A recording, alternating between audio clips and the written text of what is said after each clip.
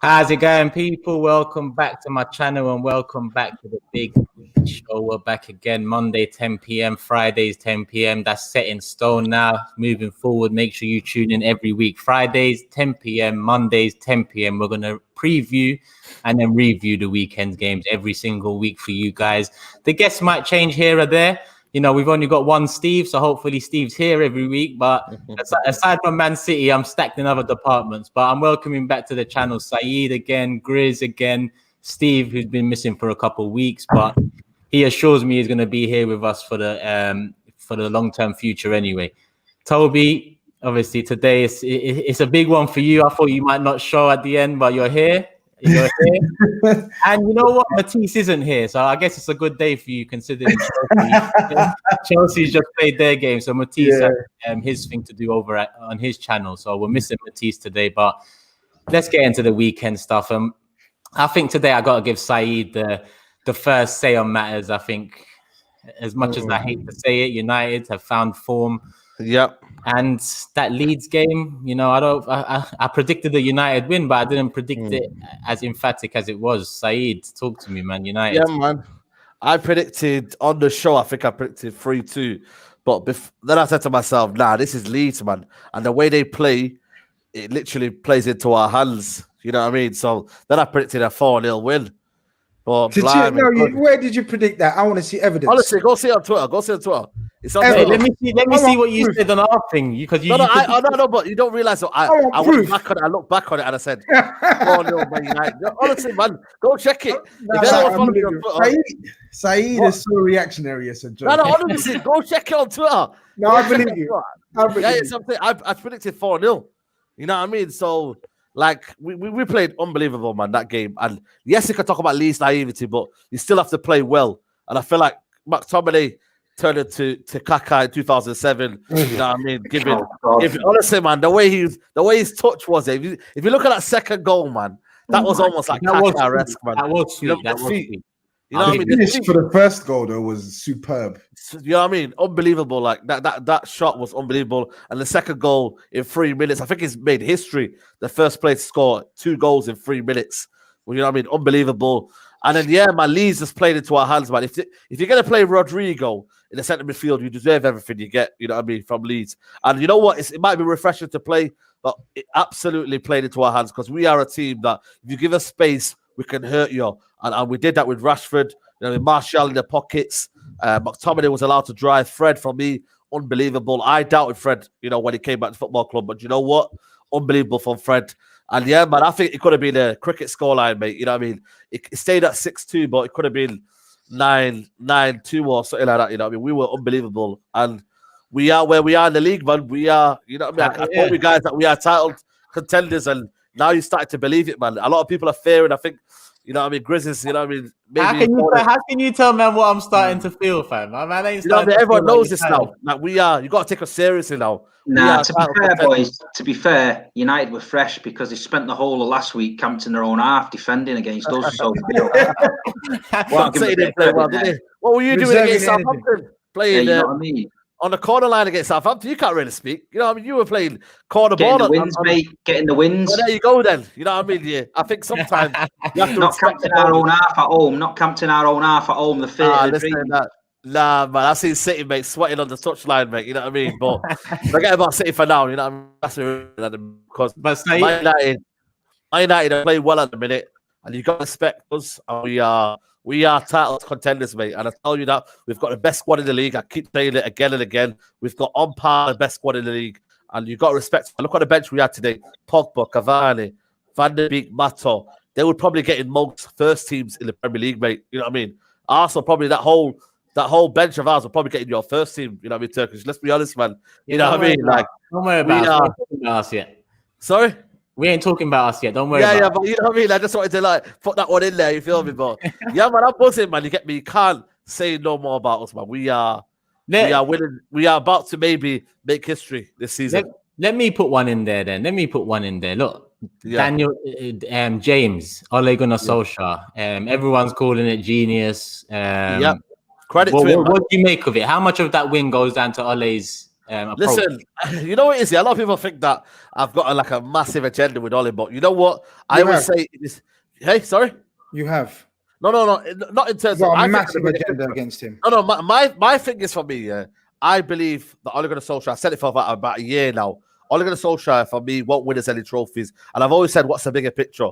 If you're here for good vibes, I'll carry on and we'll see where we are in the season. But right now, that's why yesterday I tweeted it out. I said, if Man United want to win the league, you go and get Pochettino because you've got the right team there possible to go and win this league. I ask every Man United fan, yeah, is Ole Gunnar Solskjaer going to win us the league? They all say no. So what are we here for, man? This is the best opportunity to win the league, man. Liverpool right now, yeah, as much as why is it the best opportunity? Because you know why? The season's bonkers, yeah? And I look at our squad. We've got the best squad since 2008-2009 season when we had Carlos Tevez, Ronaldo, Rooney. We've got the best squad possible. Our strength in depth is unmatched. You know what I mean? You've got to put that into consideration. Van Dijk is not playing. With Thiago still not playing this season. Liverpool, as much as they're good, they got beat by 7-2 by Aston Villa. We've had that moment with Tottenham, but we had 10 men. So you get me. You've got to put that into consideration. Toby's patiently waiting over there. So let's move over to him quickly. Yeah, because I don't get the volatile sort of up and down reaction, Saeed. No. When was it though? Yeah, I know. Just one sec. Just let me finish. Because 5 weeks ago, you wouldn't have said you have the best squad in the league. So no. But now because you've shut up the table, now you're saying you got the best squad in the league. You don't even have. I've always said that. No, wait. You don't even have a. You just said you've got the best squad in the league. You don't even have a backup. You don't even have a backup right back. Yeah. You don't have any right wingers, any natural right wingers. Yeah. Backup right back. You have two. Your two starting centre backs wouldn't start at any other top 6 club apart from Arsenal. But somehow you want to tell me that you have the best squad in the league. Still, we're not conceding goals, are we? But we talk about top centre back. We're not conceding goals, are we? You're not conceding goals yet. Do you want me to tell you how many goals you conceded this season? Go on. To tell you. You've conceded 21 goals in 13 and how many games. Is that? And how many is that in terms of the whole league? What do you mean? How many is that in terms of the whole league? Where's that in the table, bro? That's the highest of any side in the top 6. Are you sure? Check on that stats again. No, it's not check on the stats again, man. It's not getting on stats. You've just said. Check on the stats again. You've just said.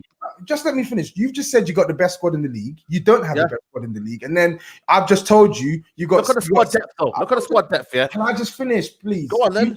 You just told me you've got 2 centre back. I just told you got 2 centre backs that wouldn't start at any other top 6 side apart from Arsenal, and you just said you got the best of. You've got. You have got the best squad in the league in terms of depth. You said you ain't conceded goals. You've conceded. In terms of depth. Just when you were talking, I didn't interrupt you. Please. On, you've conceded 21 goals in 13 games in a 38-game season. On average, if it keeps going at the rate it's going, you're on course to concede over 50 goals, and you're saying you got the best team in the league. You're missing my point, though. You're missing my point. No, I'm not missing. My point is going forward, attacking wise. This league is all about attack. You see the guys yesterday. You know, you lost yesterday to Leicester 2-0. It's all about going forward. What can you do and what damage you can do? This is what the league's all about this year. For me, everyone's going to concede goals. The crowd factor, everything that's going on right now. You're going to concede goals. It's what you do going forward. You know what I mean? And we have that in abundance. But I'm not sure Tottenham have that in abundance, but we have that in abundance going forward. We can create goals. We're probably the highest. I don't know. We're probably the highest scoring goals in the league. We're up there in terms of goals. You know what I mean? We're scoring goals for fun. We have got that in abundance. You can't talk to me about attacking wise. And that's why we're where we are in the league. That's why we are in the league. Why are we third in the league then? Why are we third in the league then? Why are we third in the league? The league's messy. The league's messy. So say one thing I gotta say is I understand what you're saying in a sense where because the league's messy, you think your attack will be what will get you over the line. That's what I'm on about. But what Toby's saying is right as well, because considering your defense is the worst in the top 11, that 21 goals is right, by the way. I just checked it. You can't say you got the best squad. Doesn't make sense. In a messy season, I can understand you looking at the pros and saying, all right, our attack is as maybe you believe it's as good as any. But you can't say everyone has deficiencies in certain ways. You know, certain people might not have the best midfield. Certain people might have the best, defensively, attacking wise. Everyone has their deficiencies. But for me, what mostly counts here, as much as defense here, I always think attacking wise, especially in the league we're in right now. Attack is winning a lot of games right now. With the firepower Liverpool have got, you wouldn't think that Fabinho and Matip are at centre-back. But guess what? They've got the midfield power up front that's killing off teams. When you get 2 or 3 goals in a game, yeah, the Crystal Palace or whoever's playing, they're almost like, you know what, we're undefeated, we're defeated now, we're gone. It's all about attack this season. Defense, yes, we can work on that. And I feel like, for me, I'm not saying we've got the best defense in the league, but going forward and in that midfield role, yeah, we've got anything to swipe any teams apart. And that's why you're seeing it now, 2-0, I say 1-0 behind the West Ham, we come back. 2-0 behind against Southampton, we've come back. Attack is now the best form of doing anything right now. And that's why, for me, we are one of the teams that could win the league this season if we get our consistency right, which can be worked on. You know what I mean? I'm not saying we're going to, you know what I mean, we've got the best manager in the world, but it can be worked on. And who knows? Ole Gunnar Solskjaer might prove everyone wrong and he might win the league this season. But I still don't believe that Ole Gunnar Solskjaer will win the league because certain moments, Jurgen Klopp just has the answer that will click a team and you know what, he'll do something magic with tactically. And that's why I think Ole Gunnar Solskjaer might not win the league for Man United. And that's simple as that. Yeah, GRIZZ, what's your thoughts? Do you think Man United are going to be up there? Let me not say challenge, but do you think they're going to be up there come, let's say, February, March? I'm sat here very happy to hear SAEED think that this Man United team is up there with a chance of winning the league, because that just shows me the state of the rest of the teams. Honest to God, because if you think this Man United team is going to be challenging for the league, then I'm happy to be on top of this pile of shit, because I'm telling you guys, this could be over in the next 4 or 5 games. You talk about it's going to be attack. Since VVD's been out, we've conceded 6 goals. People said, "Oh, VVD's out, they're going to get peppered with chances and goals, and teams are going to have it easy against us." Bro, the best team with the best defense aided with the best attack wins the league, not just one-dimensional, not just the best attack or best midfield, but you have to have strength in all departments. I think it's fair to say that remember we lost 7-2 to Aston Villa, as I keep getting reminded by everyone. We've now got the best goal difference by about 3 or 4 already. We've turned that around in the matter of 8-9 games. If you're saying that, you know, we're going to concede, we haven't. Everyone said Virgil van Dijk is going to go out and we're going to go to pots. We've gone from strength to strength, man. Man United, I said it last show and I've said it on every show that I've been on. I think Man United are improving. I actually think, and this is my opinion, I think a lot of Man United fans have got a stupid agenda against Ole, because Ole, I don't think Man United are in a position to win the league with any coach, in my opinion. I still think Liverpool, Man City are still the teams to beat, regardless. And Man City are obviously, you know, a few points behind, but they've got have you got 2 games in hand, Steve? Is it 2 games Man City have got in hand? Is it 1 game in hand? Yeah, 1. My threat is still Man City. I don't look at Spurs, Chelsea, United, but United, I don't get the fans. I'm not going to lie. You know what, GRIZZ? Let me put a question to you. Ole, are you in a better situation? Are you in a better spot from 18 months ago? Of course. Have you considered? Forget Mourinho. Are you more confident going into games than you was 18 months ago? Yeah, of course, because you know Ole's a so you can't diss. Ole's. I agree with you. Ole's not going to win you the league. And then why you blaming me for not? Not you. Man United fans in general. Okay. But what I'm trying to say is, how is Man United fans thinking that Pochettino is going to come in and you're going to win the league? It doesn't make sense. You're not that close, but you're improving steadily. Now, I've heard so many Man United fans say, even if he wins the league, we're still all out. No, I've not said that. To me, that don't make sense. He'll probably deserve a contract. He'll probably deserve a contract. As a football fan, you want your coach. You try to back your coach as much as you can until you see your teams in decline, like Arsenal's, like not Spurs, but you know what I mean? If there's no progress with Spurs and the way he plays, you're going to get on his back. Even City, and Pep to a degree, if you see City start dropping, you're going to say, maybe it's not. But with Man United, they're going the other way around, but the hate is still there as well.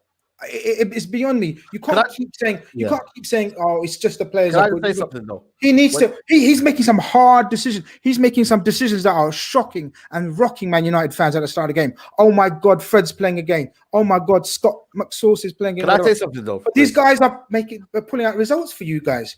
Can I just say something? What frustrates me is, and this is not directed at anyone, but everyone keeps saying Man United have got a squad to win the league. They've got a good team. They've got a good 11. You know what I mean? A lot of people say we've got quality up front, but you're missing a piece. Everyone keeps talking about missing piece, and everyone keeps directing more so at Ollie. So then, why is it a case of you have like a feeling of, well, don't be bashing the manager? I'm not bashing the manager. I'm just looking at thinking, what if a manager of top quality could get these group of players to win the league in a season where it's possible to win the league? Why is it then? Can I ask one question? Or it's one question, but 3 parts to it. Yeah. Is Ole currently doing above expectations of Lampard? Probably, yeah.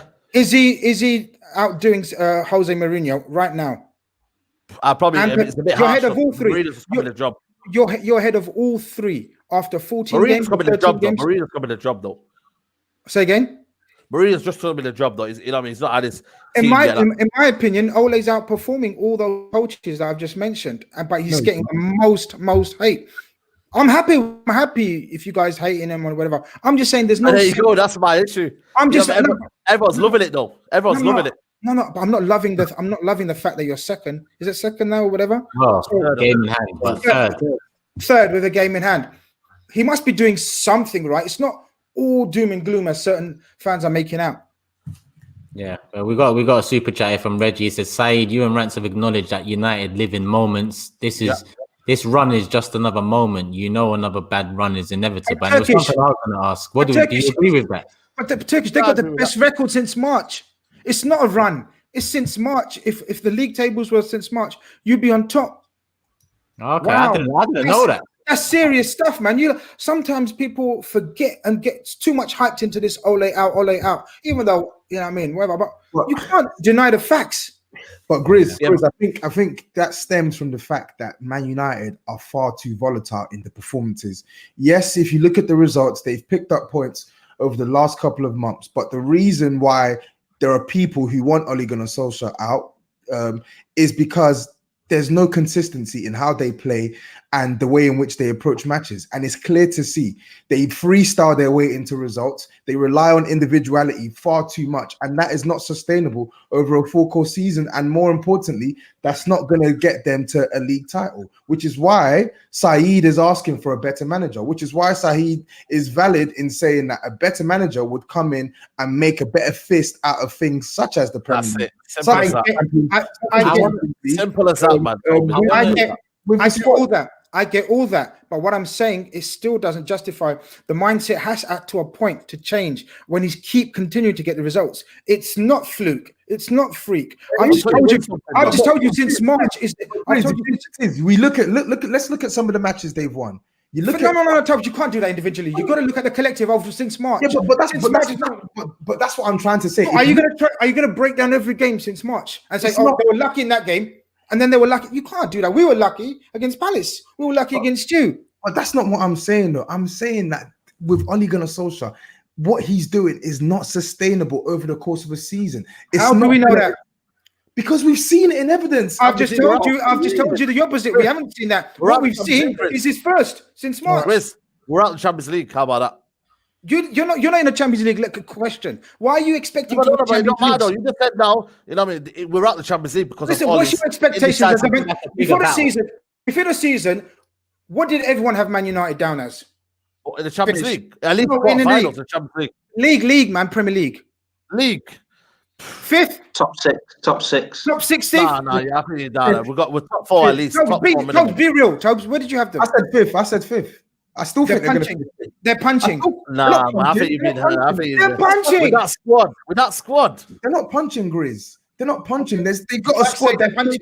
Grizz, I had them down as fifth. They've got a squad that's capable of. They've got a squad. Fifth. You just said you wanted them fifth. You think they're going to finish fifth? You think Spurs are going to finish above them? City will finish above them. Liverpool. Never Spurs. I never thought that Spurs. Grizz. We're 14 games in. The table was so congested. 2 weeks ago, I was on your show, and you and Harold were saying that Spurs are title challengers, and I told you that we're not title challengers. The table's far too congested. I'm not going off 14 games. Don't get me wrong. I'm not going to say they're going to win the league. I've said that in the opening statement. They're not going to win the league. But what I'm saying is I don't get the mentality of sections of the fan base where regardless of what he's doing, the hate is still there. There comes a point where you have to say, okay. I bet you felt that under Rodgers, though. Did you not feel that under Rodgers?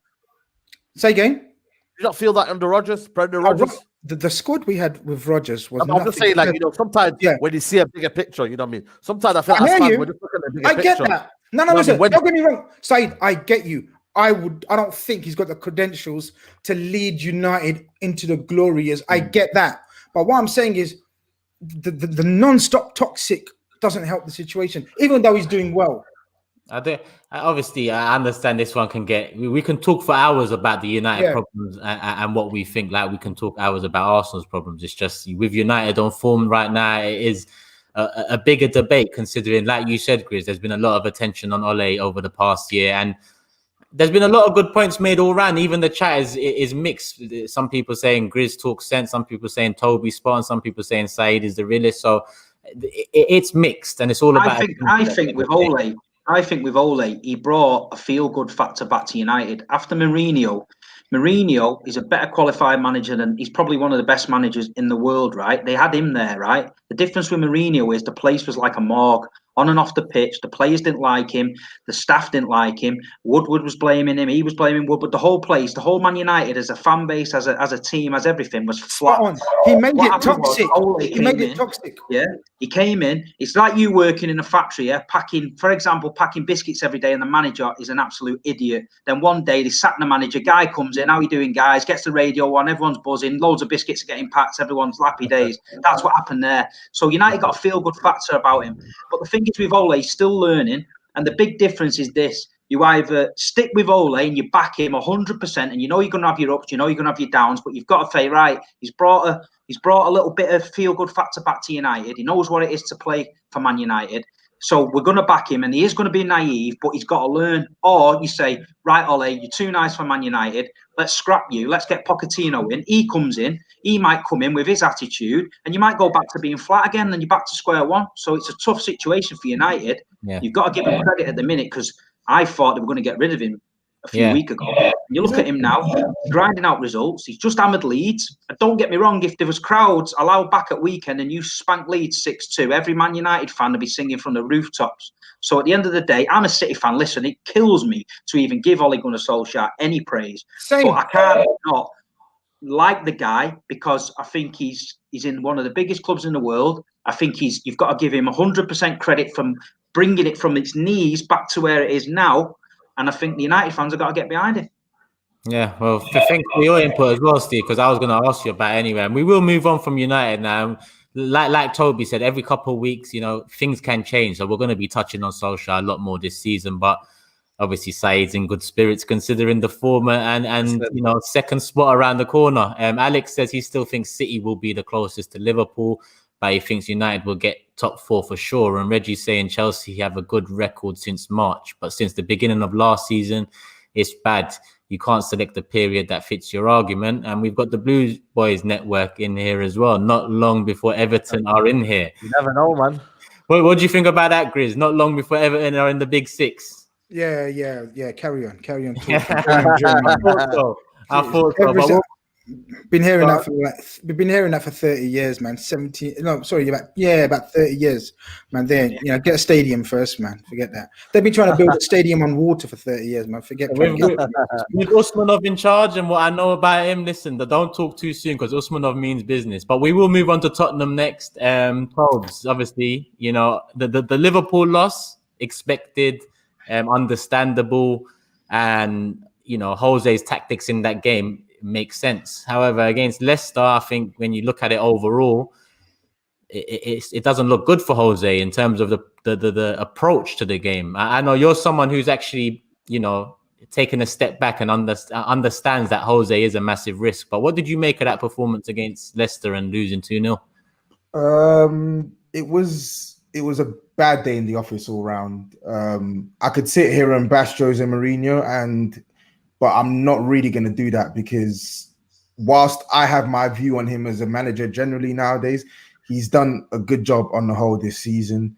But I just didn't like the approach on Sunday, and I hate that approach when we're up against sides where we're expected to take the game to the opposition and we can't.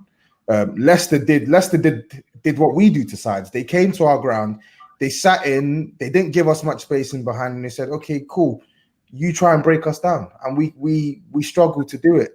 But as I said, it's not all down to Jose Mourinho. On Sunday we had a lot of poor performances from a lot of reliable players. Pretty much everyone played bad. Harry Kane, from when the ball can't stick, when you're passing to Harry Kane, you know you're going to have a bad day in the office. Son was poor. Lo Celso was poor. Ndombele was poor. I didn't think the substitutions helped as well. At halftime, Jose Mourinho takes off our most creative midfielder in Ndombele, leaves on Giovanni Lo Celso. Okay, he got unlucky with the Lo Celso injury, but he shouldn't have taken off Ndombele in the first place, especially when we're 1-0 down. Everyone was expecting he'd take off Sissoko and actually go for the game properly, but he brings on like two wingers, and we effectively have no number 10, not even a creative central midfielder as well. So the second half was just a complete slugfest, just trying to hoof the ball up top and trying to break down a Leicester team that just were not going to be disrupted in terms of their shape. So it's a bad day in the office, and it's a lesson learned to Mourinho again after the Palace draw, that if you try and play this way against sides, against some of these sides who have clever managers, you'll get caught out. I've been saying it since he took over the job. You can't play that defensive football all the time. And credit to him this season, we've scored 25 goals and we've conceded 14, which means that on the whole, he's had a decent balance in terms of attacking responsibility and defensive responsibility. But games like Crystal Palace away in the second half, games like Leicester at home, we can't sit back. We have to go for the opposition, and we have to have a plan on the ball to break teams down. Yeah, so it's become a worry for you now with Jose. And let me ask one of the other guests what they think, because obviously, Steve, yes, Tottenham and Jose. How do you see that one? Because a couple of weeks ago we're all talking about happy days. Jose's the right man. You know, he's bringing in organization, discipline, ruthlessness. 2 weeks on, it looks a bit different. Well, listen, they got beat off Liverpool, fair enough. They got beat off Leicester, fair enough. Leicester came to City and they hammered us. Listen, getting beat off Leicester's not a bad disgrace. They're a hard team to play against. They've got the pace and that. The thing is with Mourinho, if you've got to look at the bigger picture, is he doing a good job at Tottenham? Yeah. Is he changing Tottenham's mentality? You only have to watch that Amazon documentary to see what was going on at Tottenham. The whole place, don't care what anyone says, was soft, and it was lacking someone to come in and start putting noses out of joint. And that's what Mourinho does. But at Man United, it didn't work.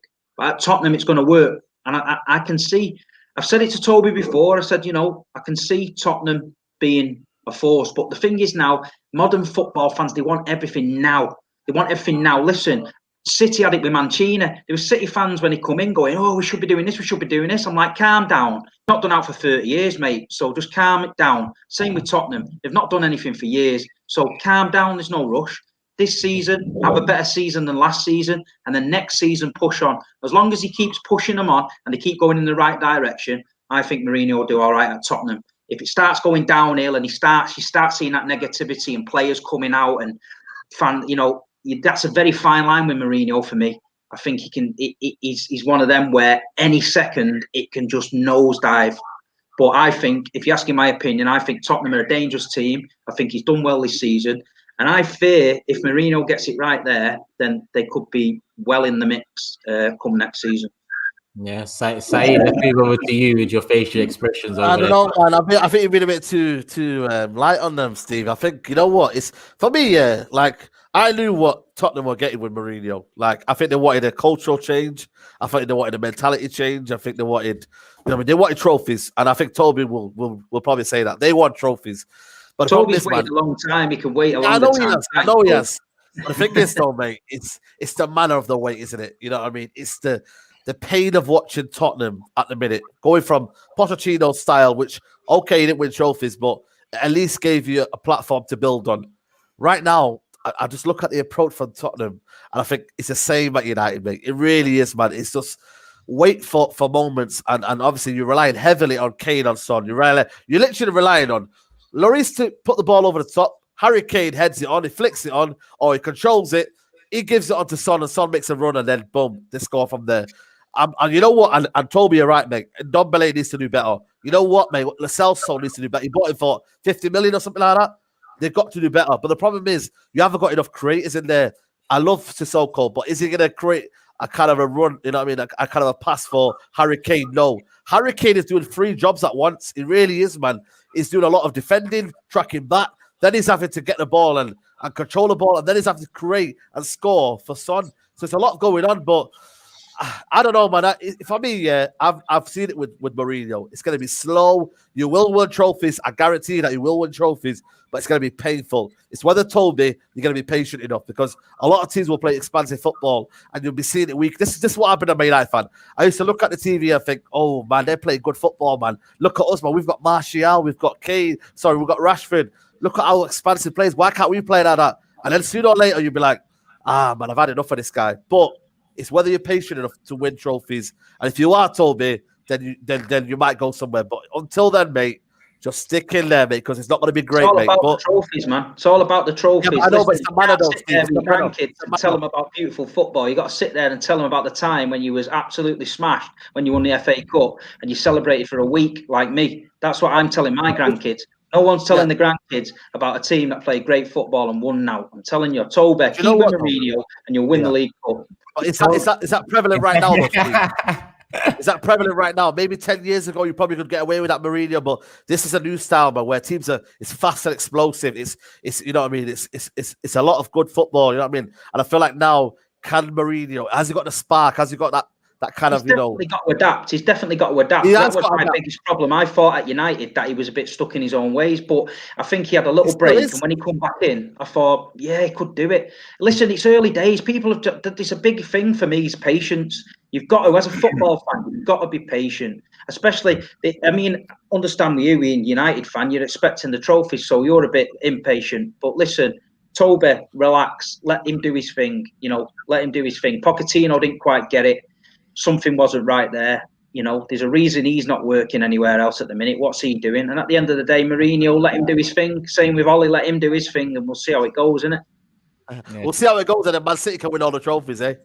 Yeah, that'll do me. No problem. That's what I'm saying. To Toby, any last thoughts on that? You know my Turkish. You know my thoughts on Mourinho, so I'm not gonna. I'm just gonna give my opinion. Just very quickly. Sorry, lads. Yeah. I think Toby epitomizes Spurs fans with his patience, and I'm bigging you up here, right? I'm not having a dig at you. I'm telling you straight, because I think Jose's found his club. Because Jose needs to, when Jose goes to a club, he needs to do it his way. And for Man United, there was too many personalities for him. He clashed. He wanted to do everything.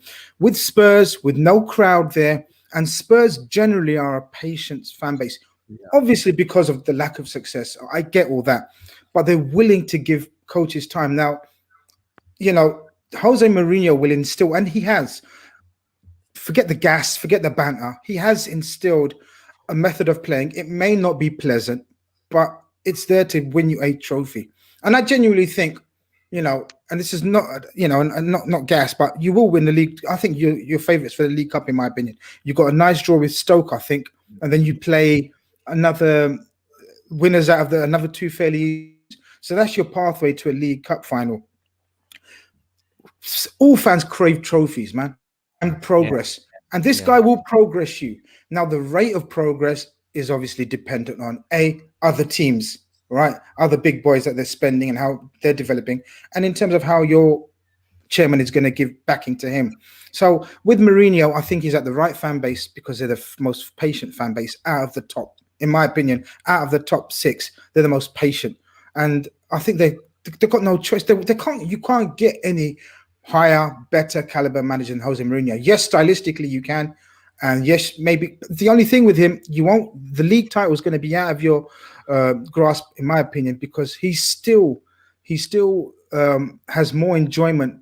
Sort of, you know, the fear to lose a game overrides his enjoyment to win a game, and it always holds him back.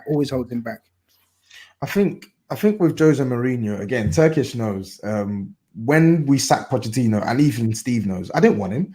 And I still don't think I still don't rate him. I don't rate Jose Mourinho now like I used to rate him. I used to worship the ground that this guy walked on back in the days. Like, I thought this was an elite manager, but this version of Mourinho now, I can't respect it. But I've said it earlier on. He's done a good job on the whole this season. But as I said, I'm going to reiterate it again. That defensive approach and whatnot, we have players in our squad that means he doesn't have to play like that, especially against sides where we can actually do something on the ball. Do you know what else? Did you see Did you see how difficult your whole team struggled to adapt to an attacking philosophy once because it was very scrambled. Because they're so it was a mismatch in the second half. They're so trained on an everyday basis in training to play such a strict regime of football, rigid style, like they've done against Chelsea, against Liverpool to a certain extent, that they find it so difficult to sort of transition into an attacking a unit, and they struggled. It was scrambled. He just put on 4 strikers, but no structure. Yeah, there was no sort of direction in the second half, but I feel like that's to be expected when you have no Ndombele and no Lo Celso on the pitch. So effectively, we didn't really have a link between the midfield and the attack. And as I said, to his credit, he's actually found a reasonable balance in attack and defense, because there have been games this season where we have played on the front foot and we have put some goals past teams,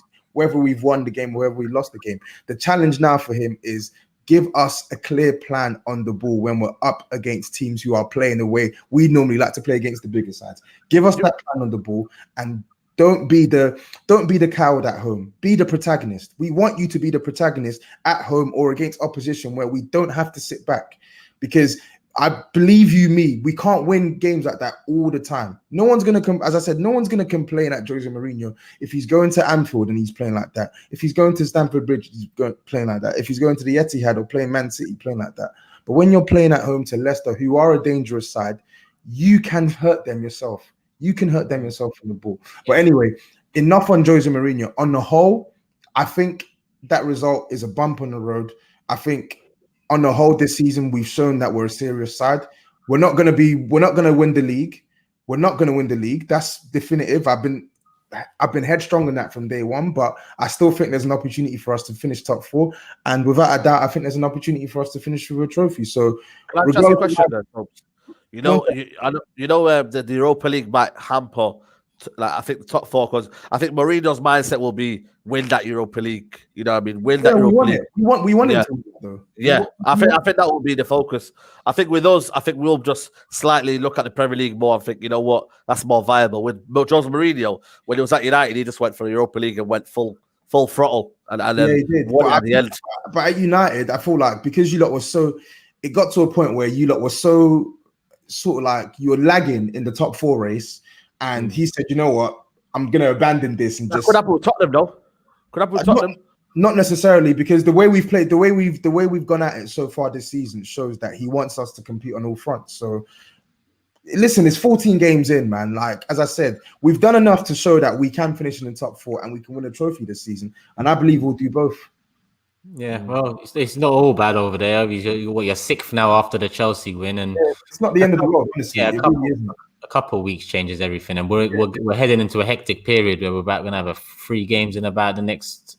Yeah, it could all change, mate. You know what I mean? Yeah, just like that, literally. And we'll move on to we'll keep Liverpool's 7-0 till the end, and we'll move on to Steve, Man City. We haven't really touched on them yet on the Big 6.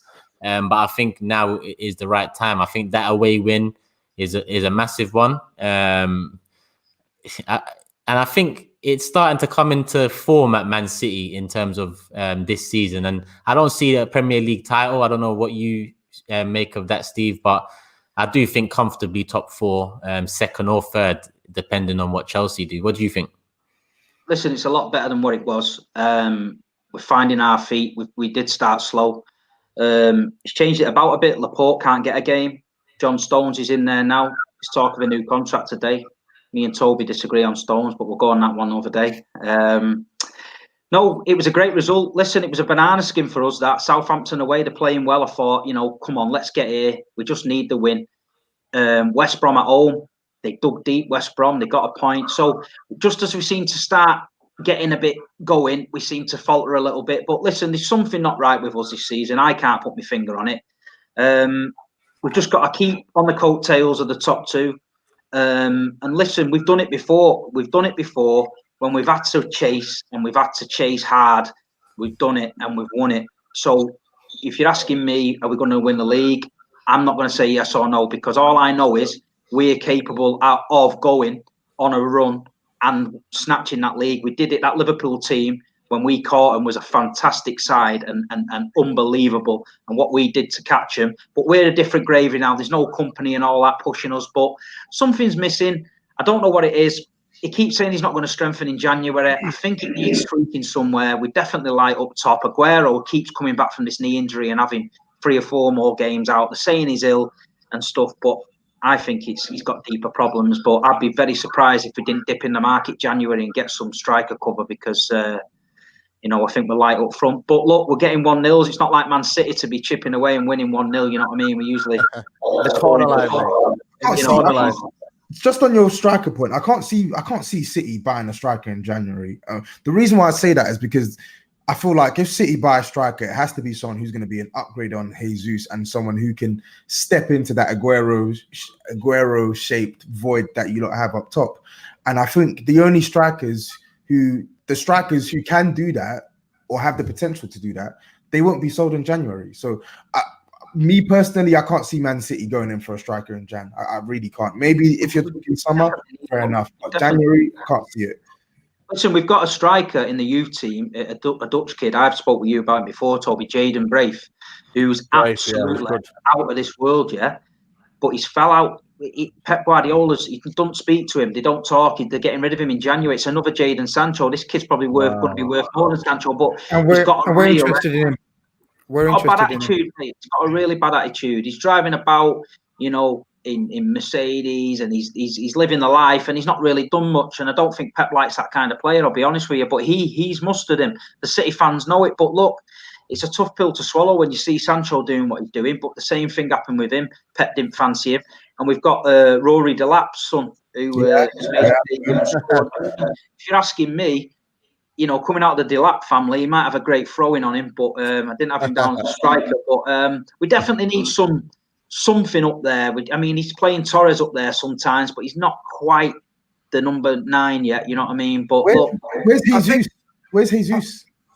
What do you mean? He's injured again. He's poorly again. I think he had some sort of bug or something. And Jesus and Aguero's the same, but I don't know. It's tough at the minute. You know what I mean for us up front. But it's been like that for the last 3 or 4 years. We've only had 2 strikers and we've got away with it. But this year, it seems that we're suffering a little bit up top. But ideally we'd get someone in January. But I know what you're saying, Toby, with the quality. It's more likely to be the summer. But even somebody, who was it? Sometimes you get like Bayern Munich will drag a free transfer in or someone like that. Just to get you. Should go for Jovic. Should go for Jovic from Real Madrid on loan. Get him on loan. Jovic would be a good signing. There was talk of Mandzukic. He's on a free transfer. You know what? Here's one for you. This is mad, right? This is mad. Balotelli has gone to a 2nd division Italian team. Now, listen, say what you want about Balotelli, but he was loved in Manchester. You get Balotelli back there for half a season and just give him a few troubles. We've got the answer to your problems. We've got the answer to your problems. We've got an absolute legend called Divock Origi, who we're looking to sell in general. You can keep him, mate. You can keep him. Just knock on the door. Just knock. If you have a knock on the door, our door's open. What about Igalo? Igalo's leaving in January. You want Igalo? You lot were gassed with that Igalo. He's Uncle Igalo, man. We call him Uncle Igalo, man. Leave Igalo. He's actually Uncle for a Turkish. I don't know how much time we have on Man City, but Steve, I know you spoke about the striker. Man City, I've always maintained my stance that they're going to finish in the top 4 this season. They're going to get 2nd spot. But as far as I'm concerned now with this title, I really think it's Liverpool here and then everyone else down here. And I think out of everyone else down there, Man City will probably emerge as the best. I agree. Liverpool are brilliant at the minute. The thing is, I said it before, we've lost a few players but they're not just players like fringe players. You've lost Vincent Kompany, who was massive on and off the pitch for us. Silver's a key. Leroy, right? So it's all right, people saying, oh, yeah, well, you've got Mahrez, but Mahrez ain't Leroy. So that needs to be sorted out. And then you're trying to replace Kompany. And then you've lost David Silva, who's absolutely been unreal for us. And then you've lost, like, Yaya Toure the last few years. So, you know, it's a transitional period for us at the end of the day. And people go on saying, oh, yeah, you spend all this money on defenders and all that. But listen, we're losing a lot of the core of the team. We're allowed to replace them. It's not our fault that a lot of the players have been there for 10 years. Who do you replace them, though, Steve? You replace them with Rodri. Rodri's not good, man. Rodri's not good enough, mate. If you could take a legend out of every team and replace him with an instant legend, football would be great, but it don't work that way. Yeah, people struggle. United have been trying to find a goalkeeper after Schmeichel for how many years? Do you know what I mean? So there's people like that. You know, you can throw money at it, or we're going to throw money at it, and there's going to be players that aren't going to be up to scratch. I mean, Joe, it is what it is. I'm a joke. Bloody hell. It's the risk you have to take to get back to the level you want to get back to at the end of the day, and if you want to get back to that level, show ambition, then you're right. When you lose a Kompany figure, for example, or a Yaya Toure figure, they need to be replaced. Arsenal fans know that all too well. You know, it's the fact we haven't replaced our legends, our pivotal figures in the title-winning sides. And that also, goes a long way. Yeah, and also I just feel like Pep Guardiola has changed at the minute. I don't know what it is. I don't know if it's pragmatic or you know what I mean. You would have thought you've hit the nail on the head. He has gone a bit pragmatic. You know what, right? You know what? Every game now we're seeing Rodri and good. No matter what, double pivot all the time. The last 3 times we played United, we got beat, and he got criticised for going to see United and trying to steamroller them. They caught us on the break and they beat us, So he goes to Old Trafford and we sit back with the ball and say, okay, we're not going to go at you. You're at home. You come at us. Let's see what happens. United didn't want to do that, so they stayed there. The game ended 0-0. But people criticising Guardiola, why didn't you go for it? Why didn't you go for it? He didn't go for it because he went for it the last 3 times and we got beat. So what he did is he came with a different approach and we got a point. If he'd have gone for it, we'd have got beat. I think I agree with you in terms of the approach at United, but it's the games around that. Yes, it makes sense. It makes sense for him to take that approach at United. But again, with Pep, I think with Pep, he's struggling to find the balance like he normally does, or he doesn't need to normally. Normally, he has such a beautiful midfield and attack. He doesn't have to structure a defense. This time round, he's actually managed to structure a defense and got in a gem. Ruben Diaz has been an absolute gem for you guys. Yeah. But now he's struggling. Now he's struggling to create chances up the other end. So this is a test in Pep's career as well. I think this is a very awkward period in Pep's career in terms of how he's trying to sort of transition this team, get this City team through this transition into sort of all conquering City again.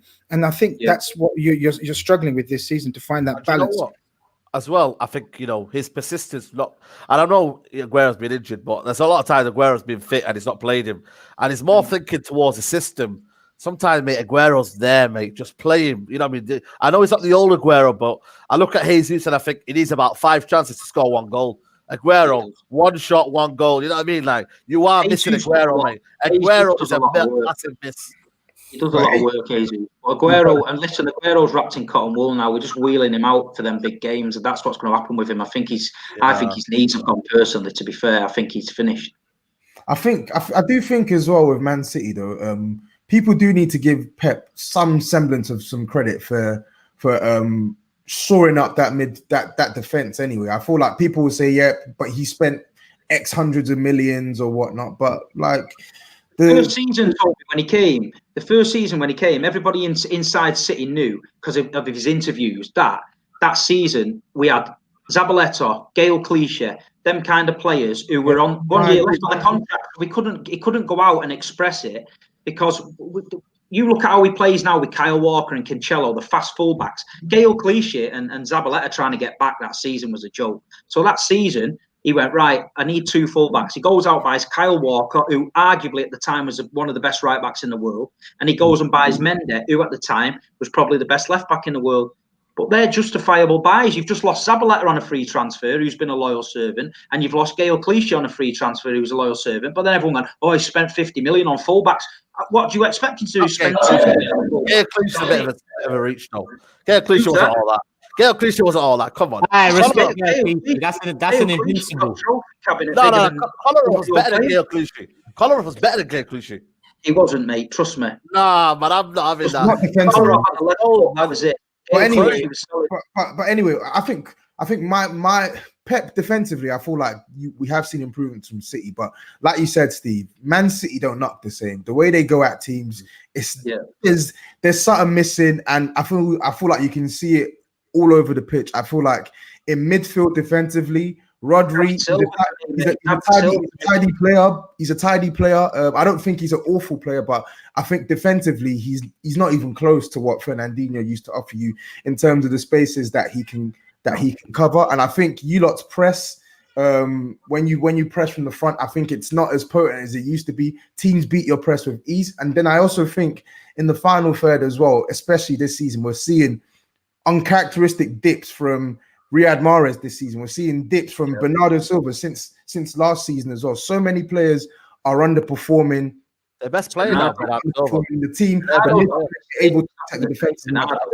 I just feel like Man City, this is indefinitely a transition period, and I do think it's Pep's hardest challenge in his career to get this team functioning back to the levels that we saw 2 years ago. Because right now, the City team look like a far cry away from the formidables. And I think that 2-year contract would indicate that they're willing to give him that time to turn it around again. Like he needs the time to turn it around, and the contract insinuates he will get that time. But we're running tight on time. There's about 10 minutes left till the hour. I don't know if anyone needs to leave on the dot, but we'll move on to Liverpool now, Grizz. Obviously, an emphatic away win against Crystal Palace.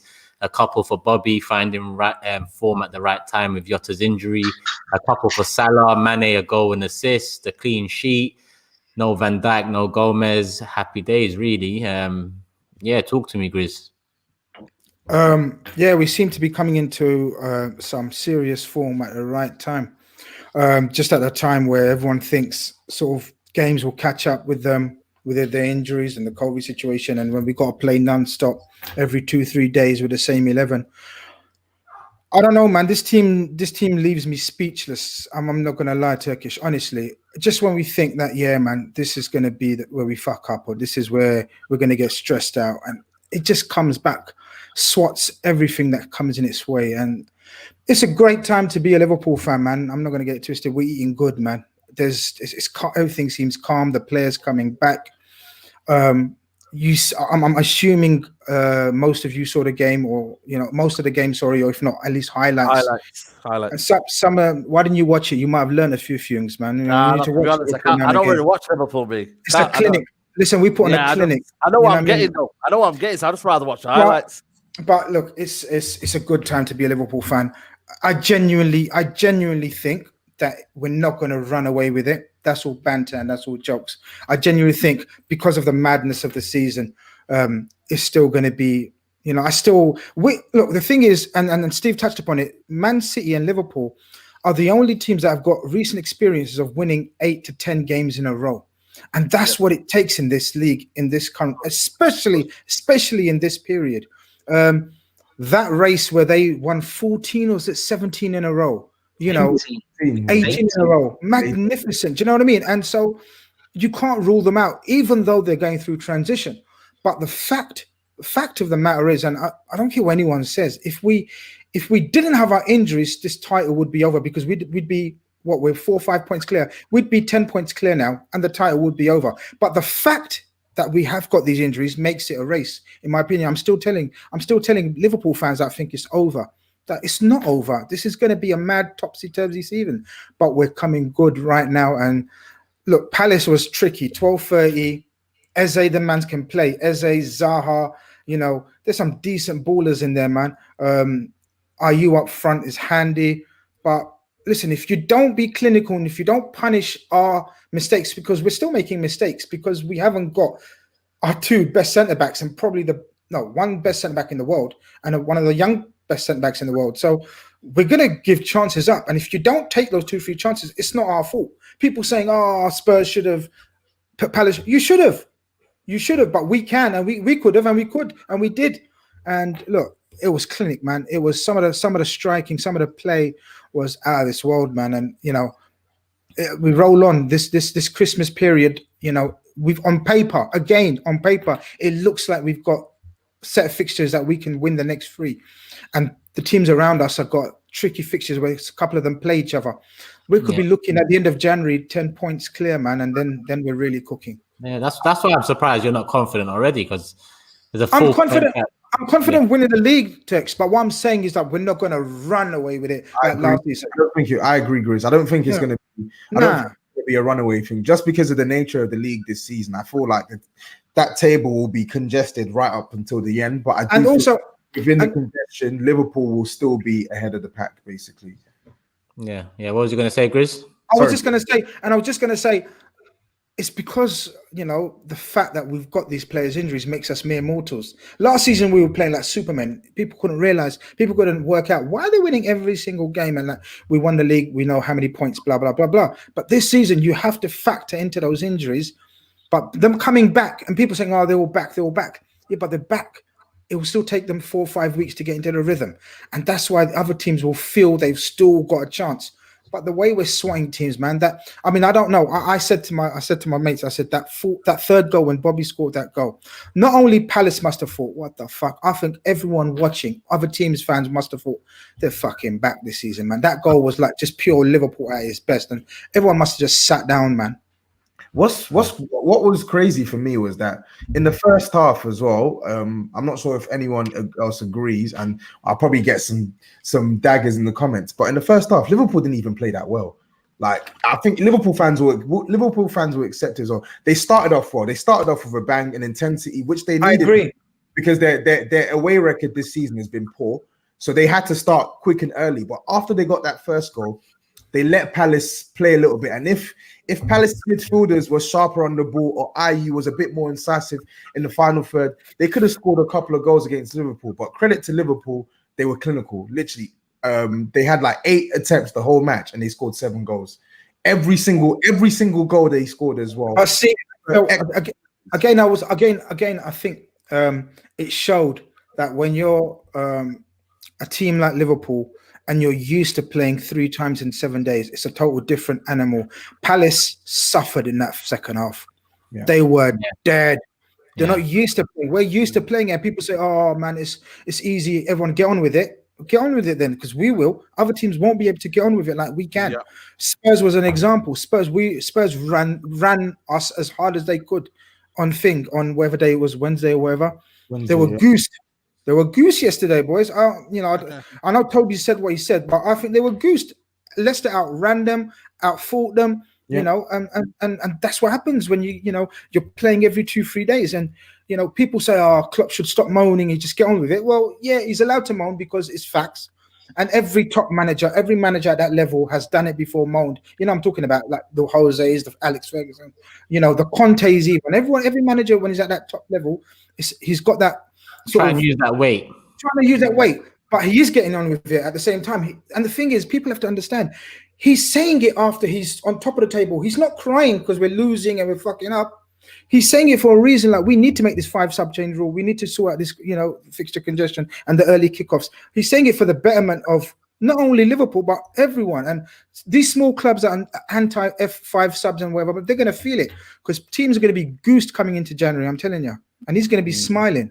Yeah, it's a mad season, so obviously it might still be a lot of ups and downs coming for all of us. Well, I say all of us, but Arsenal, how many more downs? How many more downs can there's only 4 more downs to go before we are at the bottom of the pile. But anything else on Liverpool, people? SAEED, Steve? Let's skip to Arsenal, man. Let's skip to Arsenal. People, there's still man. Say something about Liverpool. I'm not saying that, man. Say something, you're better, but say something. Say something nice. Say something nice. Say something nice. Say something nice. I don't like Liverpool. Yeah, but I don't like Man United. But you know what I mean. You're the realists talk real. So talk real. Nah, there's no real with Liverpool, man. You know what I mean? Oh, you're a sellout. You're a sellout. No, you know what it is? I don't need to say anything because they're good. That's all it is, man. Listen. I'll come back out. You know what I mean? There's over 1,100 people in the live. Make sure you hit the like button. It's only on about 300. Hit that like button. Get the video out there. Keep supporting. If you like the show, obviously get your questions and thoughts in. We've got another one from Alex here. Man United's next 4 games are Leicester, Wolves, Villa, and Liverpool. We'll find out if they can mount a serious title challenge or not. And yeah, we'll move on to Arsenal, whose next couple games after Chelsea will be Brighton and West Brom, 6-pointers. So at the moment, it's all mad. And what more can I say on my channel about Arsenal that I haven't said already? I'm literally tired of talking about them. And we're already an hour in. So all I'm going to do is I just want to go around, and I know it's a long-winded subject, but I just want each and every one of you to give me your opinion, non-biased if possible, Saeed and Toby, because I know you two want to throw a bit of bias in there, being United. No, I like what No, I'll keep it real. I'll keep it 100%. No, I just want individually. I want you lot to tell my subscribers what you think we should do next.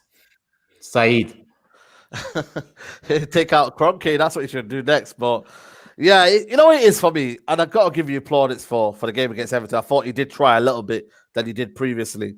The thing is for me with Arteta, and it's different with Ole, is, and he's been backed, Ole, and he has been back to a certain extent. Arteta has not been back. When you're playing, I'm sorry, a Real Madrid reject in Ceballos, you're playing Mohamed El Neni, do you know what I mean? You're playing Maitland-Niles at right back. David Luiz, who I think for me is finished.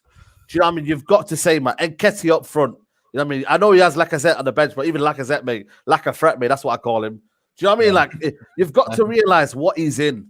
And for me, he needs to be given to the end of the season at least.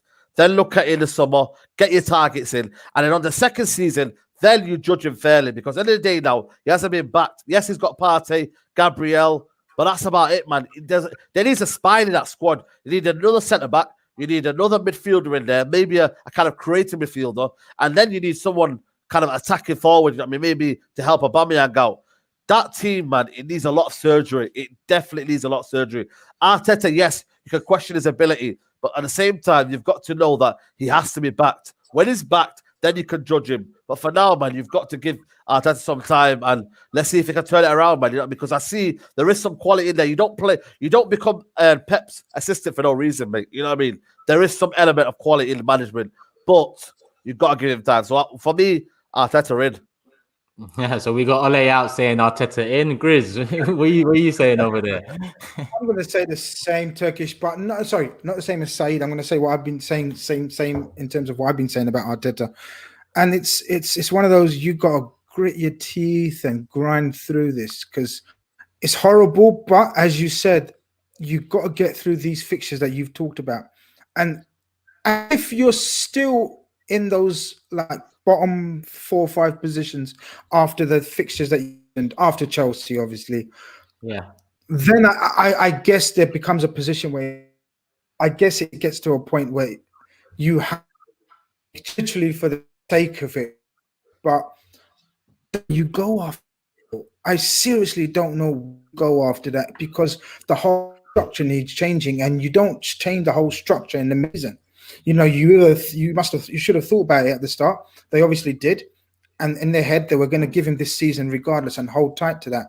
And now it's a test for them to stay, you know, because it starts playing with the manager's mind as well, because everything's negative, everything's toxic. And I'm not his biggest fan, but I'm a fan of his. But even I can hear him and see him talking shit now. He's confusing fans. He's talking right, but you can't just blame the fella himself as an individual. You got to look at the whole system that he's in, and it's a toxic system. He's part of it now, and he hates it. He's in this roundabout, right? And he sees no exit. Literally, he sees no exit except him just crashing the car and saying, "Yeah, man, I'm out. I'm done."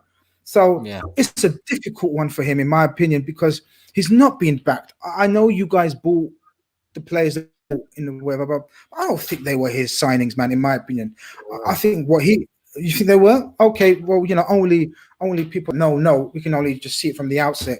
But Willian, I said it from the time. Willian doesn't look like an Arteta kind of player. You know, Arteta believes in young energetic, new pressing, new ideas. And then they went and got bought Willian on a free transfer for the sake of it, for the banter purposes that we nicked your man. You need more serious in that team, and it's showing. His loyalty to some certain players is killing fans as well. I get that. His loyalty to the likes of Bellerin and Holding, maybe, and Xhaka is killing. It's Arsenal fans even more, but I don't know if he's got much choice, man. And it's a toxic as I said, the whole system toxic. So I don't know what you do if you get rid of him, man. I just think you just got to close your eyes and hope for the best this season, and just try to finish it around that mid-table business. You know what I mean?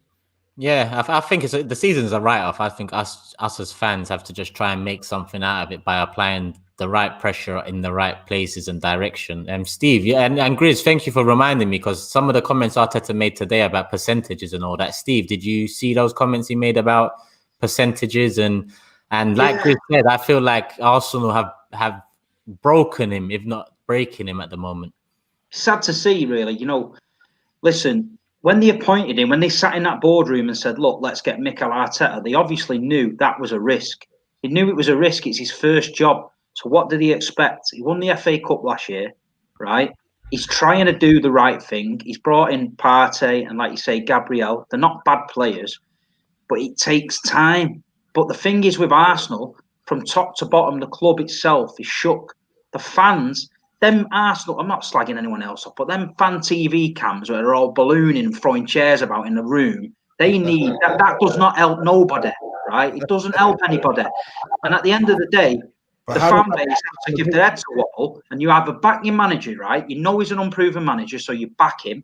Yeah, he's not doing well at the minute, but if you can see through that and think, you know what, he's trying, he's tinkering little things. There's no such thing as an instant success. It doesn't work like that. Even the best managers need time. Look, he come in, he won the FA Cup.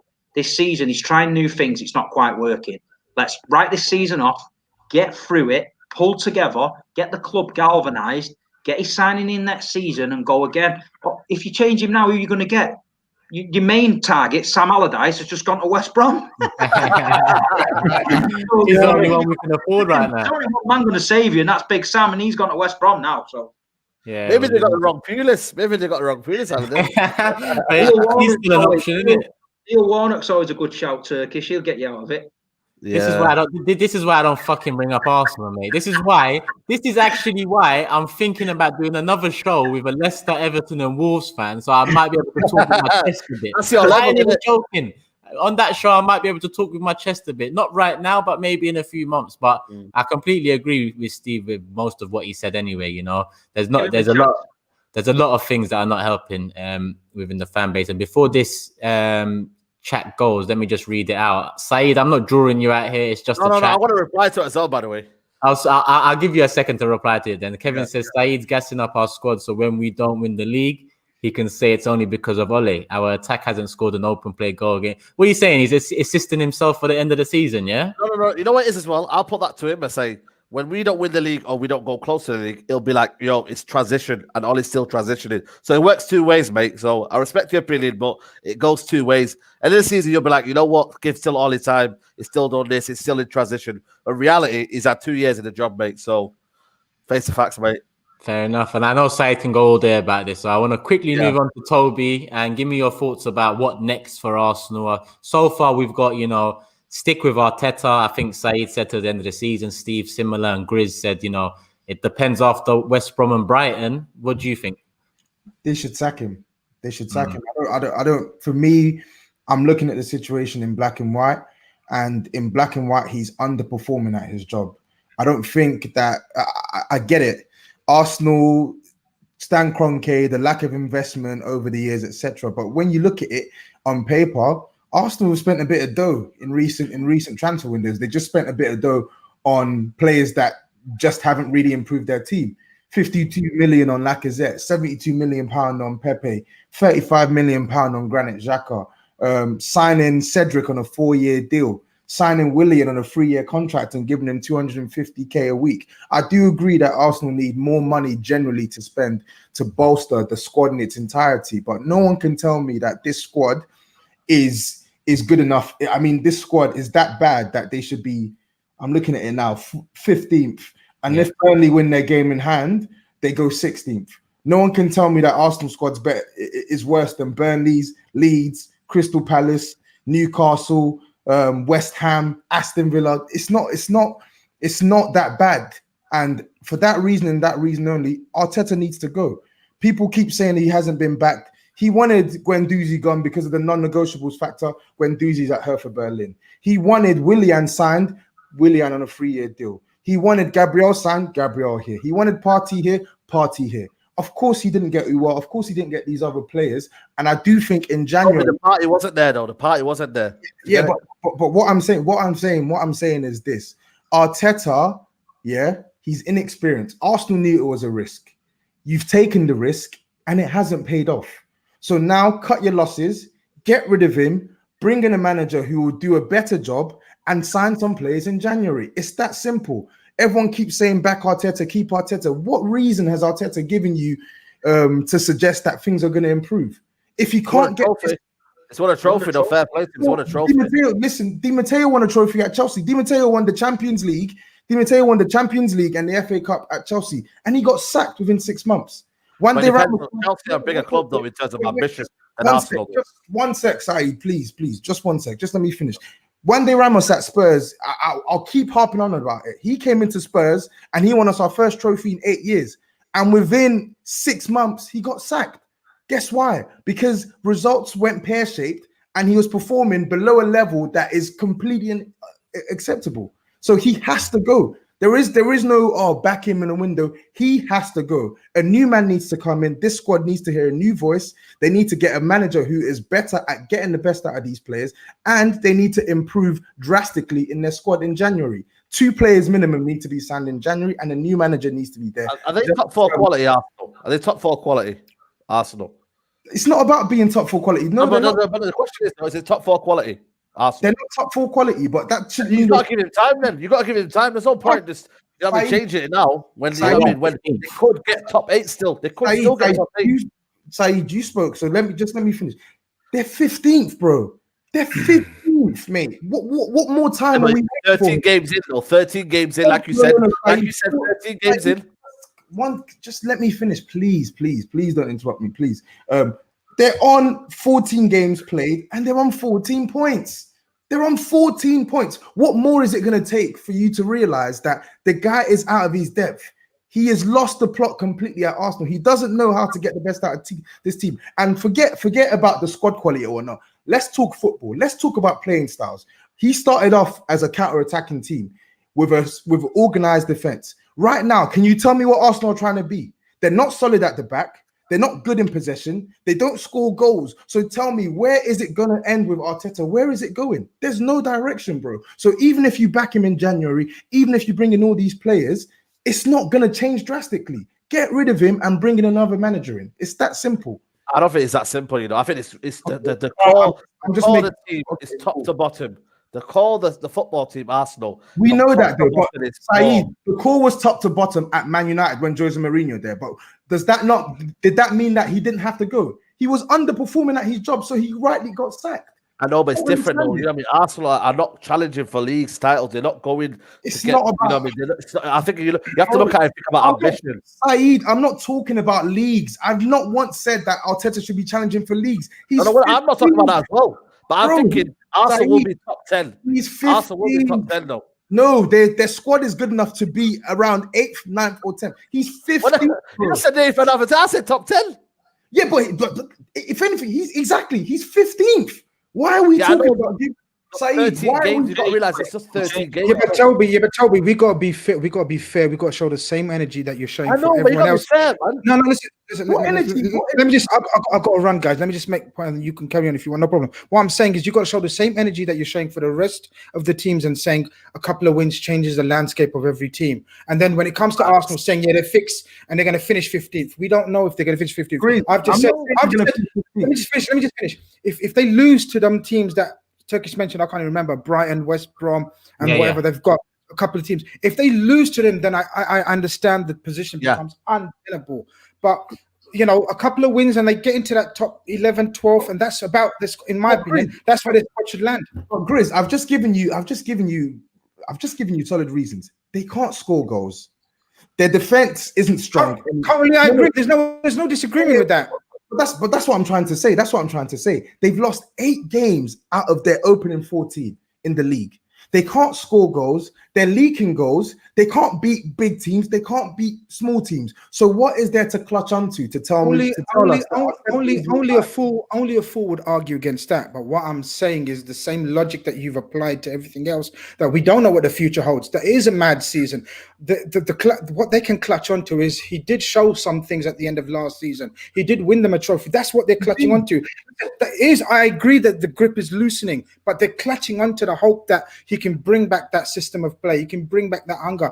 Of course, at the moment, he's showing that he can't, or the team or the players are letting him down big time as well. There's a lot of disharmony. Turkish will know more within that squad. They don't even, certain players don't even speak to the coach. I get that. So when it gets to that point, I get you have to move on. But at the moment, you look around the market. Who's there to move on to, man? You're talking Allegri come to Arsenal. Forget about it. No, you're talking now because when you look.